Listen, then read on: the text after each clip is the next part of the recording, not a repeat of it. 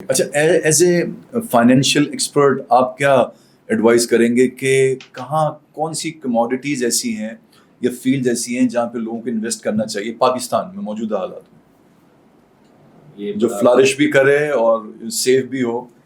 یہ بڑا بہت مطلب میرے خیال سے میرے خیال اس کے لیے کنسلٹیشن کرنی پڑے گی، فیس دینی پڑے گی، اس کے بعد یہ بتائیں گے یہ سوال. دیکھیں اس میں یہ بھی ہوتا ہے کہ اوبیسلی اس میں تو آپ کو وارننگ بھی ڈالنی چاہیے انویسٹمنٹ کلاس، لیکن انویسٹمنٹ ایڈوائس جو ہے نا وہ بڑی ٹرکی ہوتی ہے ہمیشہ، اور وہ پرسن پہ ڈپینڈ کرتی ہے. Some people are risk averse, تو وہ لوگ میوچل فنڈس کی طرف چلے جاتے ہیں. Some people are risk takers, اور میوچل فنڈ میں بھی یعنی کہ وہ والے جو سیف میوچل فنڈس ہوتے ہیں. اگر میرے خیال سے generally with I am not an investment adviser, تو یہ کیویٹ ضروری ہے، لیکن جنرلی لوگ جو ہے وہ میوچل فنڈ کی طرف جاتے ہیں. اور تھوڑا سا الیبریٹ کر دیں میوچل فنڈس کو بھی، جو ہمارے وہ لوگ جو نہیں جانتے اس کے میوچل فنڈس کو. دیکھیں اس میں اگر آپ کے پاس if you are new to investment, آپ نے شیئر مارکیٹ میں کبھی ڈیل نہیں کیا، آپ نے کوئی اسٹاک مارکیٹ نہیں خریدی یا کوئی بانڈس نہیں خریدے، آپ کو اتنا آئیڈیا نہیں ہے، تو اس میں میوچل فنڈ جو کمپنیز ہوتی ہیں، یو پی ایل فنڈس ہے، M C B R F fund, یہ بینکس کے انڈر، یہ ہاں خود بھی اس میں یہ کہلاتے ہیں این بی ایف سی کہلاتے ہیں، non banking finance company. S E C B ان کو ریگولیٹ کرتا ہے اور ان کو الاؤ کیا جاتا ہے کہ آپ ایسٹ مینجمنٹ کریں، مطلب لوگوں سے پیسہ مانگیں اور ان کو کوئی نہ کوئی سروس دیں. تو میوچل فنڈ میں ایک فائدہ یہ ہوتا ہے کہ you don't have to worry about investment. اگر آپ آپ چاہتے ہیں کہ اسٹاک مارکیٹ میں انویسٹ کریں، تو میوچل فنڈ کمپنیز جو ہے آپ کو بتائیں گے کہ جی ہمارا یہ 100% ایکوٹی فنڈ ہے، یا یہ وہ فنڈ ہے جس میں ہم صرف آپ سے پیسہ لیتے ہیں اور پھر KSE 100 کمپنیز میں ڈالتے ہیں. بہت سارے انہوں نے پیکیج بنائے ہیں.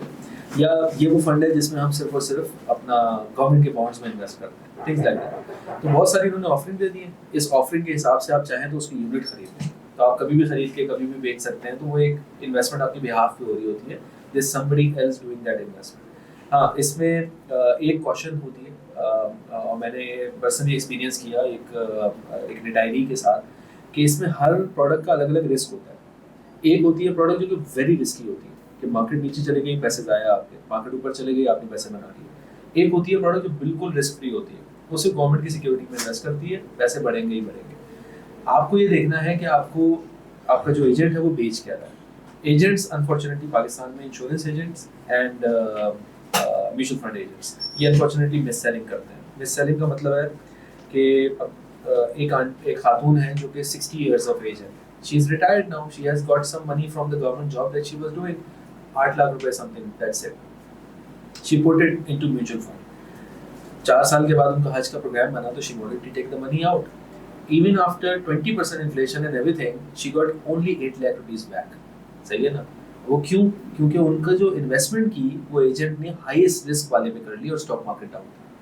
اب یہ ہونا نہیں چاہیے. کیوں؟ کیونکہ ان کی ریٹائری ایج ہے. she does not have the profile. اگر کوئی ینگ بندہ ہوگا جس کی انکم اچھی چل رہی ہے، وہ اسٹاک مارکیٹ میں انویسٹ کرے، کیونکہ اس کے بعد لانگر ہورائزن ہے سبجیکٹ ٹو لائف، کہ وہ 30-35 سال تک رکھے گا. لیکن ایک retiree at 60 years old, statistically speaking بھی 10 ایئرس سے زیادہ وہ شاید نہ ہو اس کی.